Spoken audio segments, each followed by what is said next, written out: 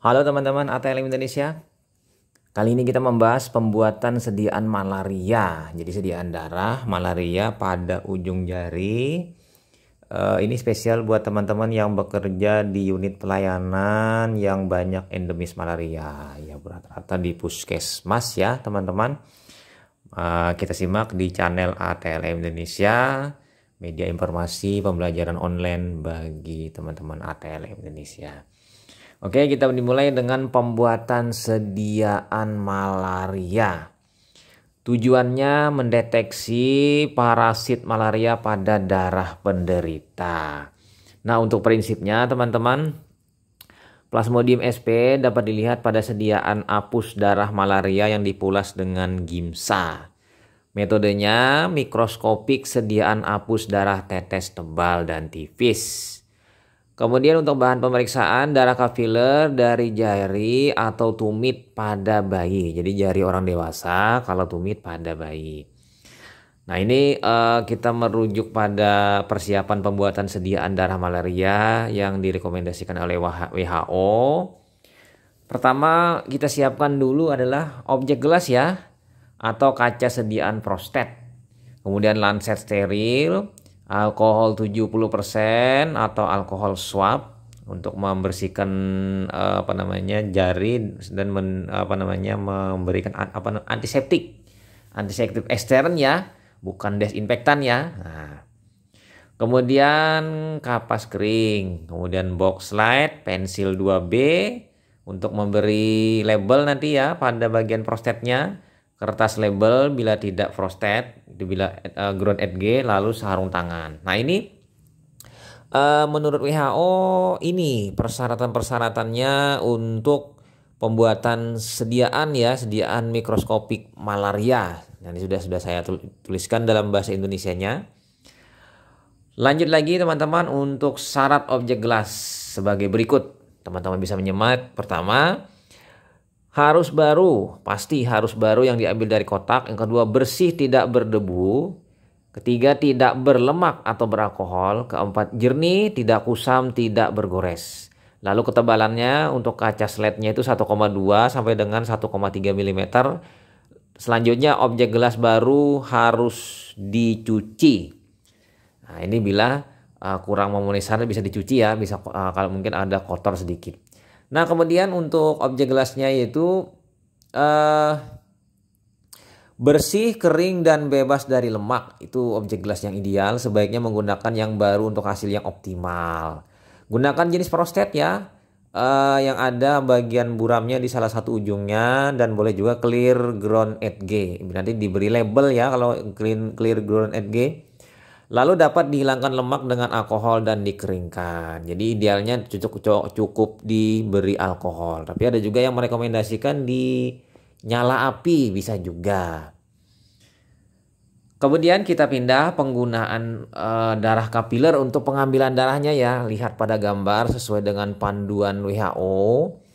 Pertama, jari tangan pasien yang akan ditusuk diberi kapas alkohol 70% dan dibiarkan kering. Ya kan, dibiar kering supaya alkohol tadi tidak tercampur dengan darah. Yang kedua, sebaiknya dipilih jari tangan yang bagian tengah. Jari tengah kan, atau jari manis yang diutamakan. Jadi pilih dua jari ini ya, jari tengah dengan jari manis. Di mana? Sebelah kiri ya, tangan kiri. Tidak pada bagian yang menempel kulitnya. Jadi bagian situ ya, kiri. Kemudian yang ketiga, jari yang kurang lancar darahnya dipijat perlahan. Dipijat-pijat dulu. Mungkin pasiennya habis terlalu lama mencuci pakaian, merendam pakaian, atau habis beli ikan. Jadi ikan tadi dibersihkannya, jadi mungkin terlalu lama dia memotong-motong ikan ya tadi.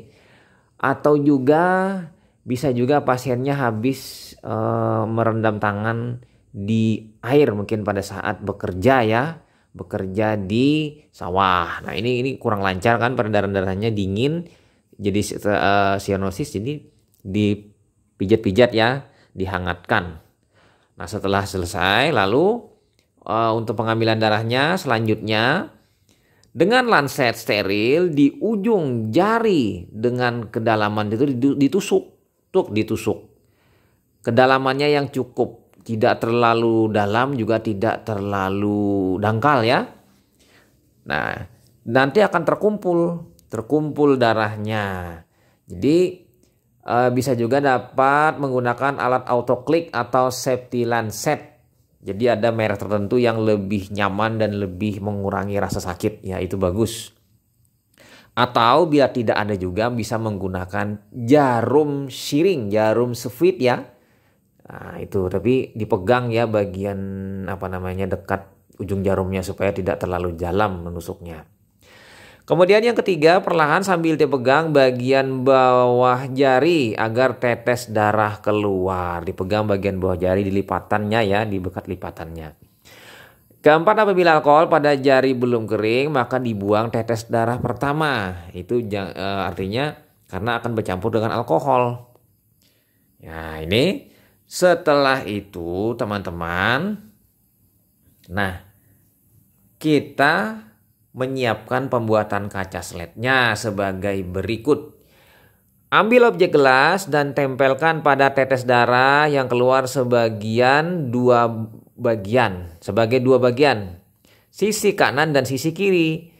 Nanti mengolah yang tebal, yang darahnya banyak, darah yang sedikit kita mulai mengolah yang sediaan darah tipis. Nah, dengan catatan seperti ini. Darah tebal 6 mikroliter dan darah tipis 2 mikroliter. Tetesan darah sebaiknya membentuk lingkaran 1 cm. Lalu yang keempat, darah tebal sebaiknya lebih banyak tetes darahnya, yaitu 3 bagian. Ya 3 bagian ya seperti pada gambar. Sementara tetes darah tipis itu 1 saja. Nanti karena kita akan membuat hapusan. Yang kelima, bersihkan sisa darah dari jari pasien. Sudah. Lalu kita tinggalkan pasien. Nah sekarang kita membuat sediaan darah tipis ya. Ambil kaca penghapus atau cover glass untuk membuat sediaan darah tipis. Sudut 45 derajat, arah berlawanan tetes tebal. Nah ya kan.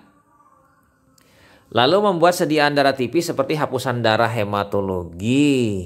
Nah ini setelah itu, nomor 3, sediaan darah tipis sebaiknya tidak sampai ujung objek gelas. Supaya ada ekornya ya, ada ekornya. Jadi tidak sampai ujung. Nah, kita nanti akan merisanya di dekat ekor untuk ideal pada darah tipis.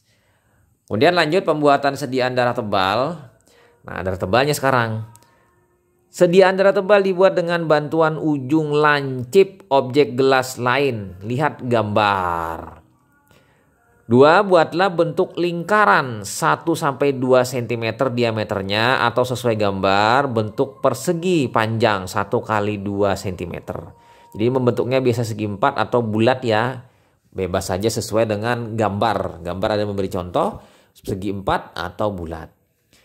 Ya, kemudian yang nomor 3, segera keringkan sediaan di udara terbuka atau inkubator atau kipas angin perlahan atau hair dryer agak jauh. Jadi yang terpengaruh ini nanti sediaan darah tebalnya ya. Sediaan darah tebalnya ini karena mungkin terlalu tebal nanti membuatnya mengeringnya kurang bagus. Jadi ketebalannya sedang, jangan terlalu tebal, jangan terlalu tipis. Sehingga nanti pada saat di angin terbuka dia lebih cepat kering atau mungkin keringnya lebih merata pada saat dimasukkan inkubator. Tapi kalau menggunakan kipas angin atau menggunakan hair dryer kayaknya dikeringnya tuh kayak dikering dipaksa itu. Nah jadi kurang bagus. Kemudian lanjut lagi teman-teman, kita pindah ke pelabelan ya. Pelabelan nama nomor. Nah ini penting. Pertama, label sediaan kering dengan bantuan pensil, nomor, tanggal, dan nama pasien. Nah, tulis di sediaan darah tipisnya ya. Dapat juga menggunakan stiker label atau pen permanen di sisi bawah kaca. Sebagaimana kita membuat sediaan hapus darah tepi ya. Nah, lalu Sediaan tetap diletakkan posisi rata agar darah tebal tidak miring atau menyatu ke samping. Ya, oke. Yang keempat, hindarkan sediaan dari serangga, debu, dan panas berlebihan. Pastinya teman-teman memberi label ini pada kesediaan darah tipis yang sudah kering ya, jangan yang masih basah karena akan rusak ya sediaannya.